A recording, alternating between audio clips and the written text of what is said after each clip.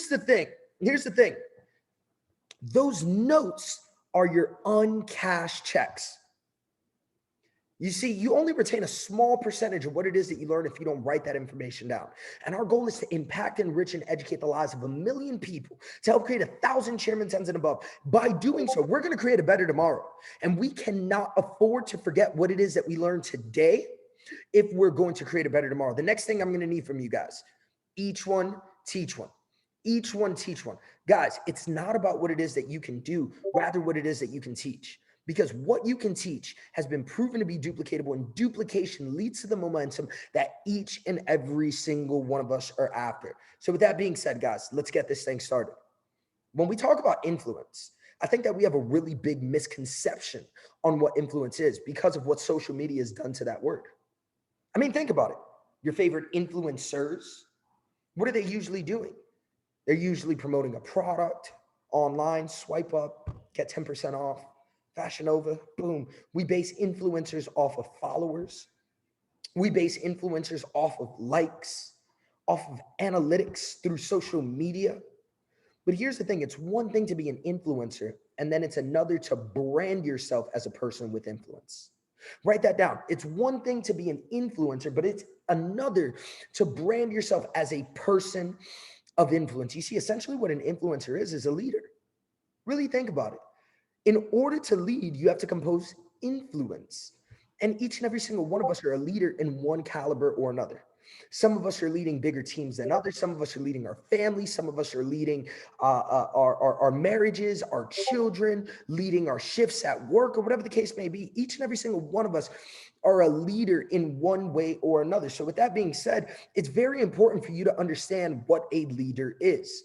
My definition of a leader, I learned from a gentleman by the name of Rich Wilkerson, the lead pastor of a church out here in Miami called Boo Church.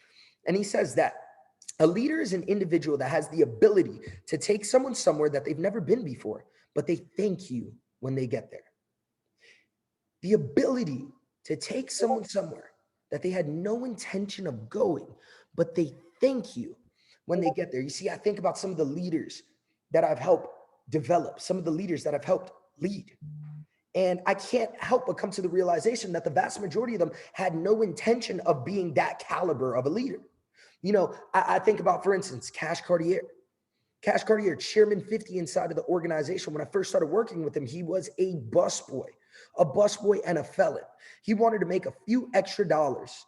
He needed to make a few extra dollars a month in order to pay for things he needed to and keep his head above the water. Little did he know that he would be running international teams and have an organization of thousands. You know, when Ty first got started, he was a trader. Ty was not a builder. Ty was not a network marketer. Ty did not have a massive organization. But him being where he's at today, I'm sure he's not upset.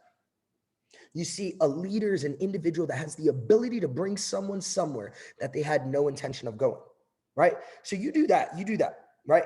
What you're doing is developing individuals based off of influence. Well, how do you develop influencers or a person of influence? How do you develop, AKA, a leader? Well, step number one, you got to choose someone. You got to choose someone. You see, great leaders, they're not found. They're built. The greatest leaders, I'm going to say that again. The greatest leaders are not found. They are built.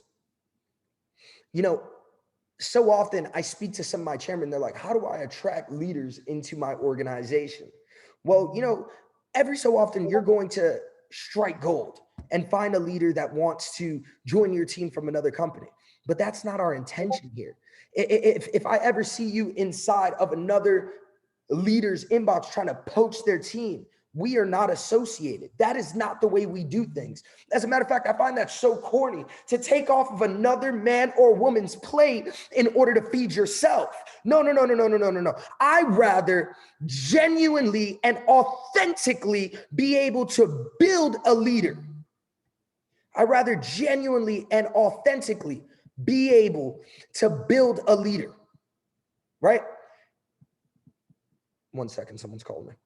I'd rather be able to build a leader, right? I'd rather be able to get the permission to be in their lives, get the permission to be inside of their organizations, get the permission to be able to lead these individuals. You see, me and Jason have personally brought the most personal chairman into the business, personally enrolled the most chairman inside of this business. And 90% of these chairmen did not have organizations. You know, people like John Guaman, Chairman 100. When we first started working with him, he was 19 years old, living inside of a dorm room with no team. People like Khalil and Nigel, Chairman 50, 24 years old, had no team, but a massive dream. People like Michael Sotero, Chairman 25 out of Miami, Florida. No team, massive dream. You see, each and every single one of us have that massive dream. And so often we think, oh, well, I have to find a leader. And so often we don't start working with people and labeling them a leader up until they have a specific rank or title. Well, ladies and gentlemen, here's a news flash for you. A rank, a title, yeah, it sounds nice on paper, but guess what? That is the lowest level of leadership that there is. That is the lowest level of leadership that there is. You see, when you're building this business, it's not about casting a net and praying to God that someone swims into that net and boom, I pull up and I got a big catch. No. You have to ask yourself, what are you teaching and who are you teaching it to? What are you teaching and who are you teaching it to? You see, a leader, when you think of a leader in a very literal standpoint, not a figurative, but a literal standpoint. If I am leading, I am going somewhere first, then I'm turning around and paving a way for other people to be able to follow more effectively and efficiently with far less effort. And the way that you're able to do that is by teaching them everything that, you see, I say it in the beginning of every single call. I literally say it in the beginning of every single call. It's not about what it is that you can do. It's about what it is that you can teach. And so often that goes over people's heads. You see, I'm not interested in chasing a rank. I'm not interested in trying to build a rank. You see, here's the thing. I recognized very early on in my career that if you build the people will then build the rank. And how do you build the people? You teach the people to do what it is that you know how to do. You know how to place a trade? Cool. Does your team know how to place a trade? You know how to mark up a chart? Cool. Does your team know how to mark up a chart? You know how to invite? Cool. Does your team know how to invite? You know how to enroll? Cool. Does your team know how to enroll? You know how to tell your story? Cool. Does your team know how to tell their story? You know how to go ahead and place a member in the back office? Cool. Does your team know how to do that as well? What you need to do is you need to take a step back as a leader and look at your qualities, your traits, and turn around and teach your people inside of your organization. Because a lot of the times what we think is common sense ain't so common. You see, inside of this industry, it's brand new knowledge. It's a brand new world. And we cannot expect that just because it's common knowledge to us, that it's common knowledge to other individuals. You see, your voice as a leader holds so much weight. When somebody joins your business, they trust who it is that you are, and they trust that you're going to teach them the right things. But here's the thing, because of the fact that your voice holds such a strong significance, you gotta really come to the realization that either A, your voice is gonna add to their lives. B, your voice is going to multiply their lives. Or here's a scary one. C, it's gonna subtract from their lives. What is that voice that you are speaking when you speak upon? What is it doing for these leaders? What is it doing for these leaders? Now, the number one way to be able to teach is by proximity. It's by proximity. There is a reason why you always see chairmen around me. First and foremost, we came up together. And the people inside of this chat, these are the people you're going to be coming up with. But there's a reason why I'm always around chairmen, because I understand that I absolutely need to have proximity in order for them to be able to learn. How much time am I spending with them? The second thing is, am I telling them what to do or am I showing them what to do? You see, we were at dinner the other night, just last night, and Mitch was like, don't tell me what to do as a leader, show me what to do. And Jason said something that was brilliant. He said, I don't lead from the front, I lead from the side. I do not lead from the front, I lead from the side. So here's how it is that I help develop somebody. Well, first, I ask for permission. Second, after I ask for their permission, I go ahead and I teach them what the skill set is. Then I do that skill set with them. Then I watch them do that skill set, and then I allow them to do that skill set on their own. Permission, teach, do it with them alongside, watch them do it, critique, and then from there, allow them to do it on their own. But now, if you choose to lead somebody, you have to remain consistent, because the power is not in starting to lead somebody. The power is in remaining. The power is in continuing. You see, here's the thing. When I help mentor chairman, what got them to chairman 10 will not get them to chairman 50. What got them to chairman 50 will not get them to chairman 250. So if I make the decision to lead somebody, I have to remain consistent inside of their lives. No one likes a hot or cold leader. When you're going back and forth, you're on fire this week, you're not on fire this week. You see, what you're doing is you're damping your credibility. Now, the second thing when developing a leader, first one was you got to choose somebody. Second, you got to give them a mission. You got to give them a mission. Do not empower somebody with a task. Rather, empower somebody with a mission. What's our mission? Our mission is to impact, enrich, and educate the lives of 1 million people. You see, I read a quote that really blew my mind. It said, a soldier never dies for a task, but for the greater cause of the mission. Write that down. A soldier never dies for the task, but for the greater cause of a mission. You see, essentially, when you adopt the mission, it helps them think bigger. You know, my brother, for instance, my brother was the reason, one of my brothers is the reason as to why it is that I have this mindset. You see, he is a combat engineer in the Army, retired now, but he's a veteran now, rather, combat engineer in the Army. And I remember he was sent out to Fob Shank, Afghanistan. And that was during war times. And in order for me to be able to speak to him, I would have to wake up at 6 o'clock in the morning, pray to God that he had internet, jump onto a call, and so often the call would just drop and I wouldn't hear from him for about 2 to 3 days. Then he would contact me back and be like, hey, what's up, man? Like nothing happened. I'm like, dude, what happened, bro? And he's like, well, we got hit with a mortar, which is a bomb. And then he would laugh. First of all, twisted. But second of all, I remember asking him, I said, dude, mind you, he was, I want to say an E2, E3, meaning that his rank, the money that he was making was not worth his life. I don't think there's any money, but the money that he was getting paid, he could get paid working a dead-end job. And I told him, I said, you're willing to risk your life for that, bro? For real? You got us worried sick at home for that, bro? For real? And he said, nah, you really think I'm willing to risk my life for no 20,000 a year, 30,000 a year? He was like, nah, not at all, bro. I'm willing to risk my life for the people at home. I do this so you don't. Meanwhile, while he was out there, he's painting the barracks, cleaning the toilets. But he wasn't there for the task of cleaning, fixing things. He was there for the mission of making sure that our freedom is free. He was doing it so I didn't have to. When I realized that, it makes me realize that we can't empower somebody with a task. You see, imagine me coming to you and saying, hey, you know, I think that you should run the weekly calls on Mondays for mindset. Yeah, you may be excited that moment, but what happens when life happens? Are you going to remain excited? Or is that blessing going to be turned into a burden?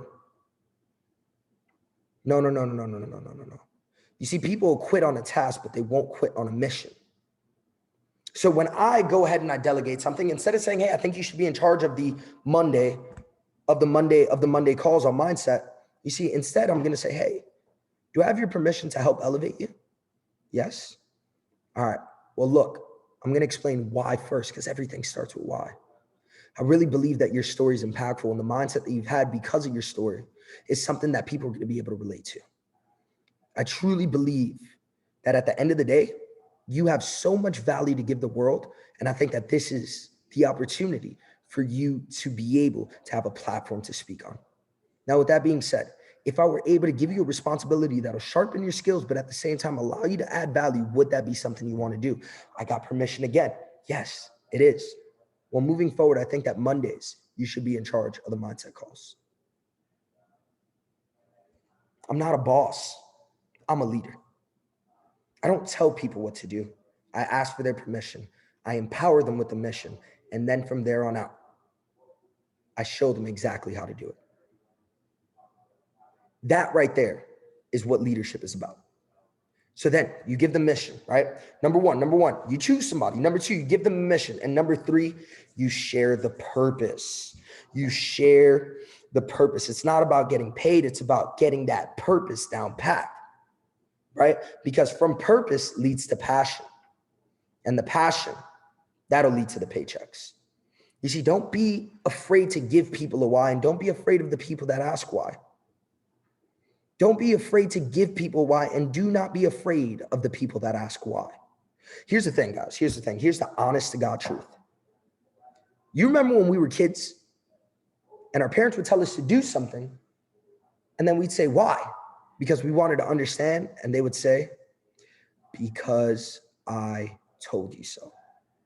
Because I told you so. I felt so belittled. I felt so frustrated. How could you say that? Because I told you so. Don't do this. Why? Because I told you so. And a lot of the times they would do the things that they would tell us not to do and say, don't do as I say, or don't do as I do, but do what I say. I'm not about that. You have to be able to share the purpose. The purpose is your why. Your why will help you. I break it into an acronym. Your why will help you get through the tough times. Your why will help you get through the stagnancy. Your why will help you enjoy the higher times that much more. Your why is the driving force behind why it is that you do what it is that you do. You see, that right there, being able to share that why with everything that you do. Andrea, now we know we can't do that no more. But that right there is going to be able to help you create quality influencers, AKA leaders, inside of the organization. Guys, our goal over the next 72 hours is to impact the lives of 200 new families. That to me is so special to have the opportunity to do that. I can't make another dollar off of this comp plan. I've maxed this thing out. And I'm still here every single day as if the rent is due and I can't pay for it. Why is that? Because I'm genuinely passionate. I found my purpose, and that's being able to impact lives. You guys, when you truly understand what that means, what that really means, you'll never miss a day. You'll never skip a beat. And I really hope that today was a breakthrough. Now, in 30 minutes, we're having an invite blitz. Guys, slam the phones. You should have been slamming the phones all day already. But slam those phones while we're on that call. Get engaged. Keep your cameras on. Chat in the box. We're going to have music playing. We're going to go over the invite, roughly 15-minute span, 45 minutes of inviting. And then we rock and roll on this opportunity call. And we have our chance to impact the world. I can speak from a place where it's not about the money anymore, and it feels good. It feels good. But for a lot of you guys, we got to get you the money so you can get to that same exact place. So that's what this is about. I love you guys. I appreciate you guys. And I will see you guys on the call in 30 minutes. It's on the same link, right? On the call in 30 minutes on this same exact link. So if we had 300 people on this call, you better have 300 people on the next. I love you guys. I'll talk to you guys soon. Let's get it.